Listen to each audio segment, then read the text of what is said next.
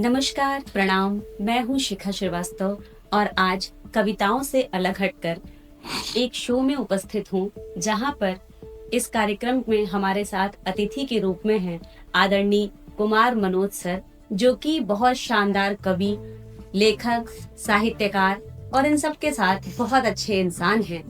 तो आज हम उनके साथ कुछ विभिन्न तरह के प्रश्न पूछेंगे। सबसे पहले मैं उनका स्वागत और अभिनंदन करती हूँ सर। बहुत बहुत बहुत बहुत स्वागत, धन्यवाद, बहुत बहुत स्वागत बहुत आपका। धन्यवाद।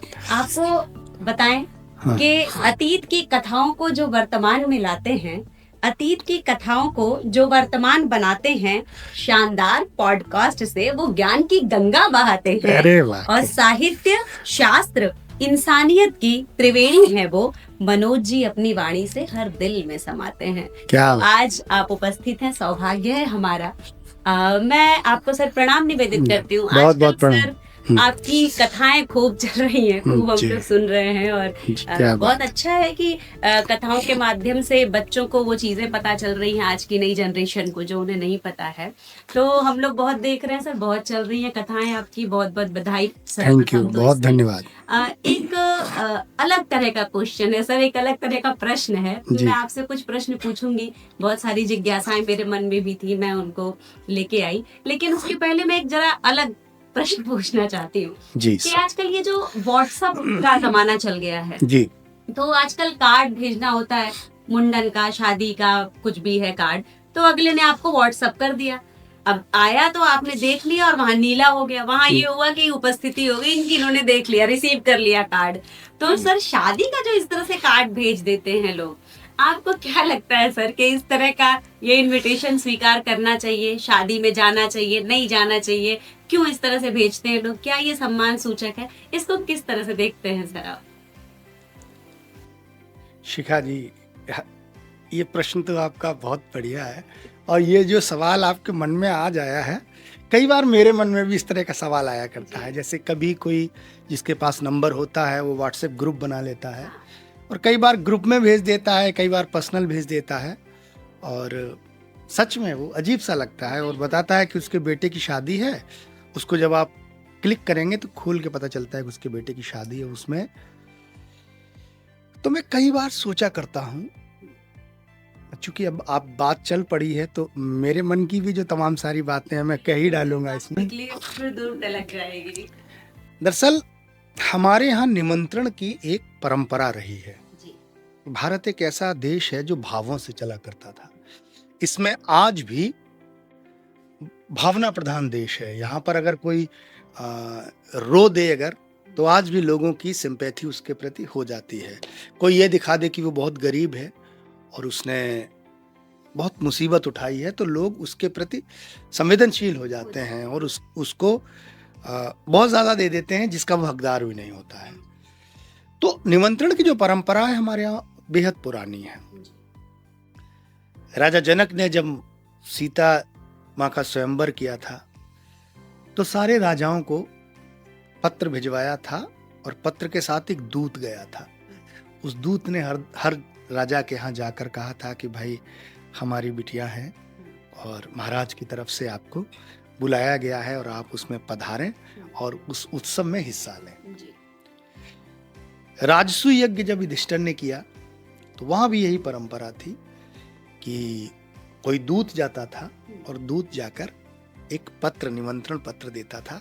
तो क्या होता था कि जब पत्र जो लेकर जाता था उसको भी सामने वाली की वैल्यू पता होती थी कि राजा साहब ने हमको वहां तक भेजा है, इसका मतलब है कि वो कोई एक ऐसा आदमी है जिसकी अपनी एक पहचान है। और लेने वाले को भी, जिसके पास पहुंचता था पत्र, उसको भी ये महसूस होता था कि इतनी दूर चलकर रथ पर, घोड़े पर आदमी आया है और उसने हमको पत्र दिया है, तो उसको अंदर से खुशी होती थी। तो वो ना नहीं कर सकता था, उसको जाना ही जाना होता था कि भाई आप आए हो यहाँ तक।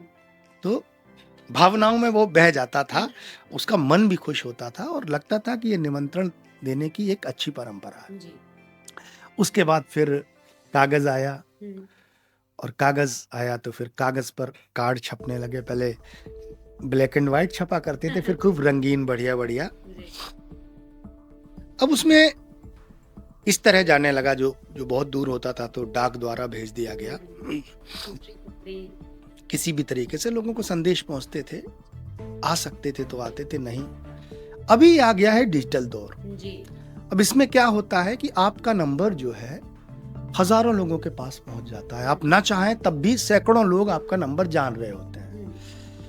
अब किसी ने शिखा श्रीवास्तव को कवि सम्मेलन में सुना जी। और उसने कहीं से नंबर प्राप्त कर लिया। अब उसके बेटे की शादी हुई तो शिखा जी को उसने एक कार्ड भेज दिया। अब जिसने कार्ड भेजा है शिखा जी उसको जानती ही नहीं है, ये भी होता ना? है कई बार। अब कार्ड आ गया, अब आपको लग रहा है कि ये किसने भेजा होगा, तो कई बार आप फोन करके पूछते हैं कि आपने हमको कार्ड भेजा है ना? हाँ, ये जाना नहीं हाँ, हाँ, पता नहीं किसे हाँ, बोले। जब ना तो मतलब देने भेजने वाला भले ही जान रहा हो, लेने वाले को ये पता ही नहीं है कि किसने भेजा है। अब जानने वालों की तरफ मुड़ते हैं कि जो लोग जानते हैं एक दूसरे को, जी। वो लोग भी क्या करते हैं कि शादी की एक लिस्ट बनाई, एक ग्रुप बनाया, उसमें जितने भी लोग जुड़ सकते हैं 100, 200, 250, तो एक तो ग्रुप में डाल दिया कि सबको सूचना हो जाए, जैसे सर्कुलर दे रहे हैं जैसे आपके विभाग में कि भाई सूचना पहुंच गई है कि हाँ मेरे लड़के की शादी है और अब आपको आना है। तो सूचना और निमंत्रण में बहुत बड़ा अंतर है। हाँ जी। सूचना देनी होती है, उसमें आप आश्वस्त हो जाते हैं कि भैया मैंने भेज दी है, अब सामने वाला पढ़कर क्या प्रतिक्रिया दी है उसकी जिम्मेदारी है। निमंत्रण हमेशा भावों का खेल रहा है। अब पत्र आया और हमने देखा खूब मेरा परिचित है और उसने पत्र डाल दिया, तो कई बार मेरा मन करता है कि जब जिस दिन उसके यहाँ शादी हो मैं भी उसको आशीर्वाद लिखा हुआ एक पत्र ऐसे करके व्हाट्सएप पर चेप दूं कि भाई आप जो है जिस तारीख में आपने बुलाया था उसी तरह मैं आशीर्वाद दे दूं।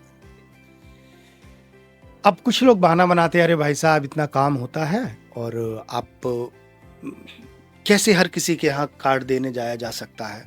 बात समझ में आती है, लेकिन मुझे लगता है कि कार्ड की परंपरा अभी भी बंद नहीं होनी चाहिए, क्योंकि अभी भी अपना स्पीड पोस्ट है ना, डाक से भी, हाँ रजिस्ट्री से, हाँ कार्ड आपको आना चाहिए।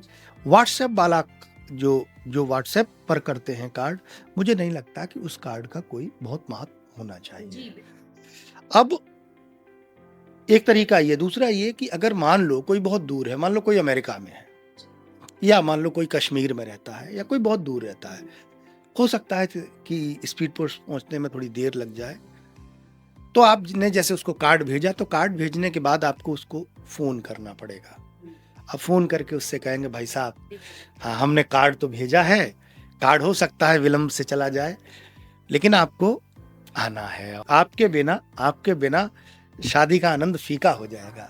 तो दूर बैठे व्यक्ति को भी ये लगेगा कि सामने वाले ने कार्ड भी भेजा है, मैसेज भी किया है, मैसेज करने के बाद फोन भी किया है, इसका मतलब है कि हाँ मैं कुछ मेरी कोई उसकी नज़र में एक इम्पोर्टेंस है।